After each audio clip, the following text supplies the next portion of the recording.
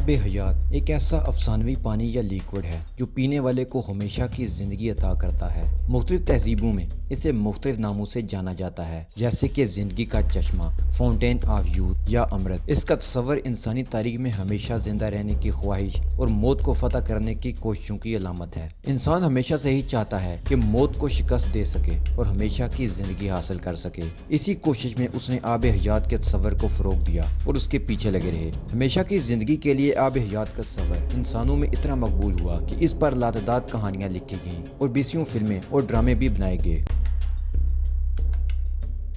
یونانی اور رومی اساطیر میں دیوتاؤں اور انسانوں کے درمیان زندگی اور موت کے تعلقات کو نمایاں کیا گیا ہے۔ یہاں آب حیات کا تصور نیکٹر اور ایمبروسیا کے ذریعے ظاہر ہوتا ہے، جو دیوتاؤں کا کھانا اور مشروب تھے۔ یونانی روایات کے مطابق ایمبروسیا اور نیکٹار کے استعمال سے دیوتا ہمیشہ کے لیے جوان اور امر رہتے تھے۔ ان کہانیوں میں دیوتاؤں اور انسانوں کے درمیان ایک واضح فرق ہوتا ہے۔ دیوتا ہمیشہ کے لیے زندہ رہتا ہے، جبکہ انسانوں کی عمر محدود ہوتی ہے۔ لیکن آب حیات کا تصور انسانوں کے اندر اس خواہش کو ابھارتا ہے کہ وہ بھی دیوتاؤں کی طرح امر ہو سکیں۔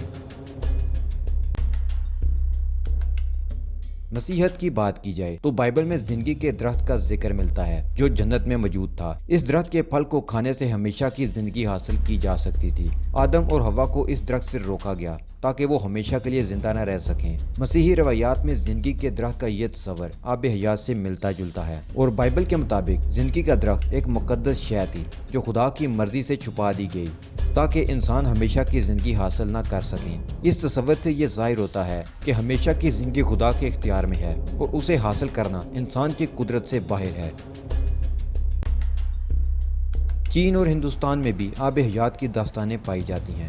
چین میں شنونگ نامی دیوتا کی کہانی مشہور ہے جو امرت کی تلاش میں تھا۔ ہندوستانی روایات میں امرت کا تصور ملتا ہے جسے دیوتا اور جو مالائی مخلوقات سمندر کے گہرائیوں سے نکالنے کی کوشش کرتے ہیں تاکہ وہ امر ہو سکیں۔ یہ داستانیں اس بات کی نشاندہی کرتی ہیں کہ آب حیات کا تصور صرف مغربی دنیا تک محدود نہیں ہے، بلکہ یہ ایک عالمگیر خیال ہے جو مختلف تہذیبوں میں مختلف شکلوں میں پایا جاتا ہے۔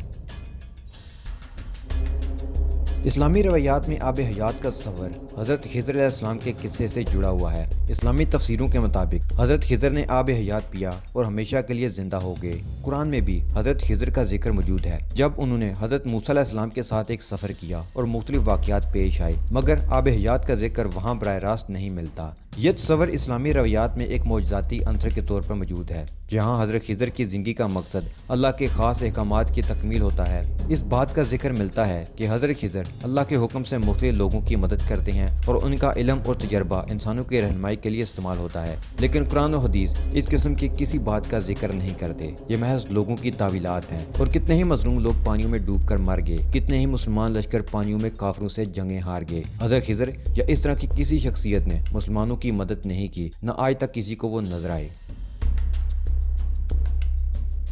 الیگزینڈر دی گریٹ کی کہانی بھی آب حیات کی تلاش سے منسوب ہے۔ اس طرح مڈل ایجز کی کہانیوں میں فاؤنٹین آف یوتھ کا ذکر ملتا ہے جسے پینے سے عمر کبھی نہیں بڑھتی۔ یہ داستانیں انسان کی ہمیشہ زندہ رہنے کی خواہش کو ظاہر کرتی ہیں۔ مقبول ادب میں آب حیات کے تصور کو مختلف ادوار میں مختلف شکلوں میں پیش کیا گیا ہے، جیسے کہ الکیمی کی کہانیوں میں جہاں فلسفیوں کا پتھر ہمیشہ کی زندگی اور لافانی دولت حاصل کرنے کا ذریعہ تھا۔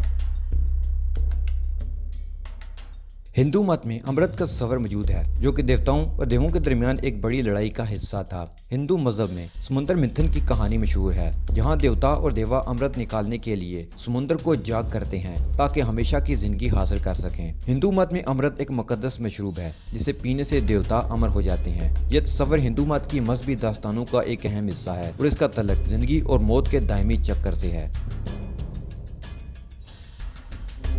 اگر ہم بدھ مت کی بات کریں تو بدھ مت میں آب حیات یا امرت کا تصور براہ راست نہیں ملتا، بلکہ یہاں نروان کا تصور موجود ہے جو کہ ہمیشہ کی زندگی سے زیادہ روحانی آزادی کی علامت ہے۔ بدھ مت کے مطابق نروان حاصل کرنے سے انسان دنیاوی زندگی کے تمام دکھوں سے نجات پاتا ہے اور ایک دائمی خوشی کی حالت میں داخل ہو جاتا ہے۔ بدھ مت میں ہمیشہ کی زندگی کے بجائے نروان کا تصور زیادہ اہمیت رکھتا ہے، جو کہ ایک روحانی مقام ہے جہاں انسان دکھ اور موت سے آزاد ہو جاتا ہے۔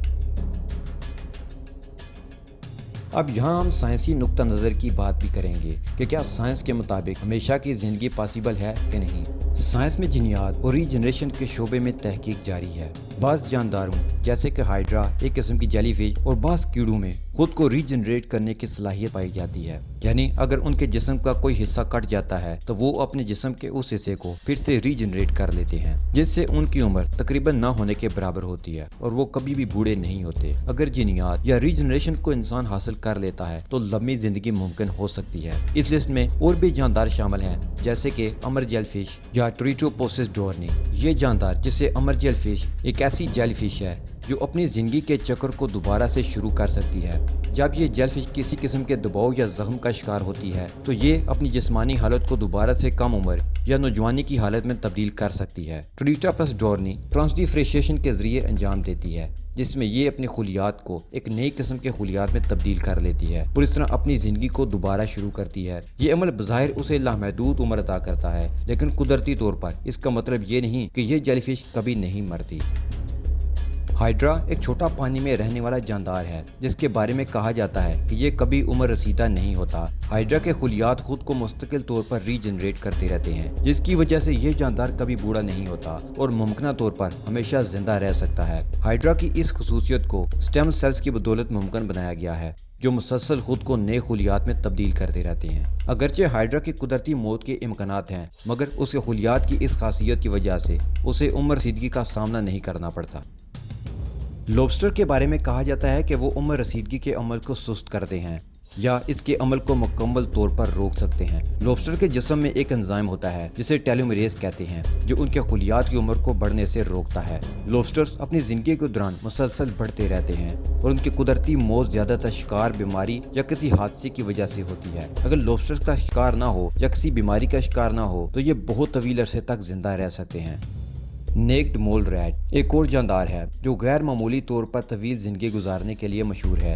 ये चूहा अपने जिस्मानी ढांचे और जिन्याती अवामल की बदौलत उम्र रसीदगी के अमल को सुस्त कर सकता है। इसमें कुछ ऐसे जिन्याती अवामल मौजूद हैं जो उसे आम चूहों के मुकाबले में ज्यादा सेहतमंद रखते हैं और उसके खुलियात को उम्र रसीदा होने से रोकते हैं। इस जानदार की लंबी उम्र का तल्लुक उसके मेटाबॉलिज्म और जिन्यात से है। टोटिलाइड्स, जिन्हें आमतौर पर वाटर बियर या मोस पिग भी कहा जाता है, एक माइक्रोस्कोपिक जानदार है जो इंतहाई सख्त माहौल में जिंदा रह सकता है। टोटिलाइड्स के पास क्रिप्टोबियोसिस नामी एक सलाहियत होती है, जिसके जरिए ये जानदार अपने जिस्मानी अफाल को मुकम्मल तौर पर रोक सकता है और इंतहाई खुश्क, सर्द या गर्म हालात में भी जिंदा रह सकता है। अगरचे टोटिलाइड्स को लाफानी नहीं कहा जा सकता, लेकिन उनकी यह खासियत उन्हें मुख्तलिफ कुदरती अवामल से बचा सकती है और उन्हें तवील अरसे तक जिंदा रख सकती है।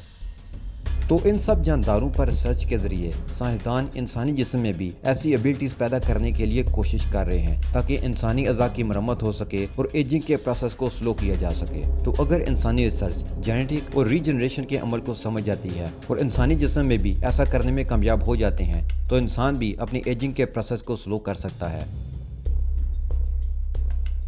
अब हम स्टेम सेल्स की बात करेंगे। स्टेम सेल्स की तहकीक एक और मैदान है जिससे उम्र रसीदगी यानी बुढ़ापे के अमल को सुस्त करने या रोकने की कोशिश की जा रही है। स्टेम सेल्स इंसानी जिस्म में मुख्तलिफ टिश्यूज और अज़ा की मरम्मत और रीजनरेशन करने में मददगार साबित हो सकते हैं। स्टेम सेल्स की मदद से ऐसे तरीके तलाश किए जा रहे हैं जिनके जरिए जिस्म के मुख्तलिफ हिस्सों की मरम्मत हो सके और उम्र के बढ़ने के असरात को कम किया जा सके।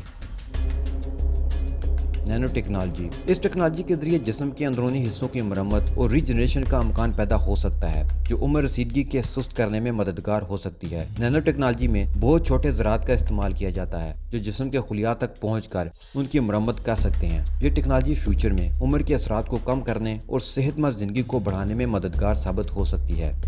इंसानी जहानत की मदद से डिजिटल दायमी जिंदगी, बाज़ साइंसदानों का मानना है कि मुस्तकबिल में इंसानी जहानत को डिजिटल तौर पर महफूज करके डिजिटल इमॉर्टिलिटी हासिल की जा सकती है, यानी कि इंसान का शऊर कंप्यूटर में महफूज करके हमेशा के लिए जिंदा रखा जा सकता है। यह तस्वर ट्रांस ह्यूमनिज्म का हिस्सा है, जहां इंसान अपने जिस्म को मशीनों के साथ मिलाकर हमेशा की जिंदगी हासिल करने की कोशिश करता है। तो अगर इस फील्ड में इंसान तरक्की कर लेता है, इंसान की रिसर्च कामयाब हो जाती है, तो इंसान तवील जिंदगी हासिल कर सकते हैं। तो ये सारे तरीके थे इंसान के साइंस के जरिए इंसान को लंबी जिंदगी देने के। के। अब हम फिर से आब हयात की तरफ आते हैं, वो लिक्विड जिससे हमेशा की जिंदगी हासिल करना मुमकिन है। तो आज की साइंस इस बात को तस्लीम करती है कि उम्र का बढ़ना एक कुदरती अमल है और इसे मुकम्मल तौर पर रोकना मुमकिन नहीं है। उम्र रसीदगी के अमल को सुस्त करना या जिस्म के मुख्तलिफ हिस्सों की मरम्मत करना मुमकिन हो सकता है, लेकिन हमेशा की जिंदगी अभी तक सिर्फ एक ख्वाब है। साइंस ने इस मैदान में बहुत तरक्की की है, मगर अभी तक किसी भी एक्सपेरिमेंट से हमेशा की जिंदगी हासिल नहीं हो सकी। मुख्तलिफ तहकीकात जारी हैं, जैसा कि मैंने पहले बयान की,